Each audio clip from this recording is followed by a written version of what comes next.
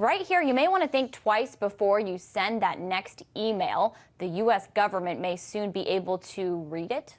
Well, that's if they expand cyber monitoring through Einstein technology to the private sector, as some federal officials are proposing. Here to tell us more about it, what this means, is Declan McCullough. He's a correspondent from CNET, and he joins us from San Francisco. Now, Mr. McCullough, not much is known about how this software actually works from what I've read, but what do we know about how it could infringe on people's civil liberties if it's really extended to the private sector? Well, it's a good question, and the answer depends on the details.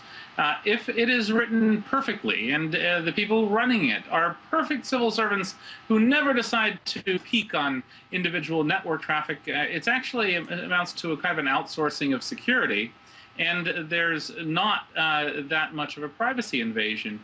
But once this infrastructure is in place, and once you have something that can watch what people are doing, and perhaps to block access to sites that the government doesn't like, then you have a potential for a real civil liberties nightmare. So it all depends on the details. Well, and with the NSA involved, which is known for wiretapping during the Bush administration, are these details that concern you? I think anytime you have the prospect of the National Security Agency looking at Americans' internet conversations, and of course that also means people communicating with Americans, not just folks here in the U.S., then that does raise privacy concerns. I think it's worth being very vigilant about this. But the problem is, this is a classified program. We don't have enough information. Even the House Intelligence Committee, and these are folks with security clearances, said in a report that this is overly vague because of too much classification. So if they're going to do this, let's find out a lot more information first. So when people that are defending this say you don't have to be Big Brother to provide protection with this software, do you buy that defense? Well, it depends on, the answer depends on information we don't know about. In theory, it doesn't have to be Big Brother. In theory, there are some benefits to this.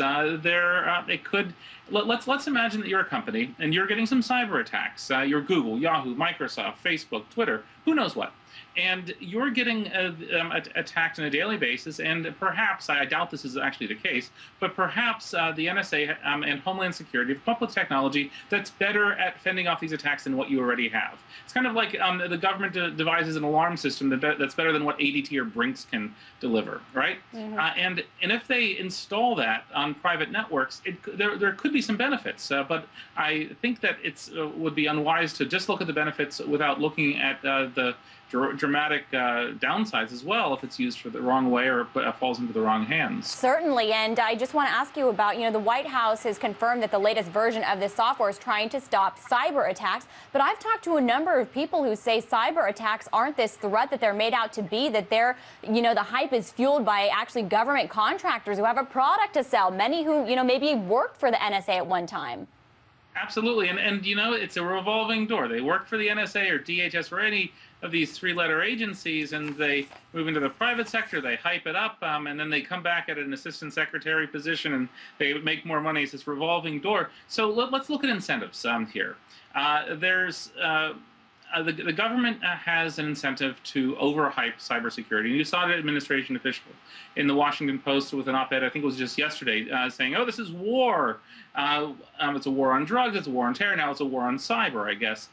So there's this incentive to hype on the part of the government, on the part of defense contractors, on the part of politicians, on the part of even some journalists to get readers. So in reality, there should be no critical infrastructure on the internet.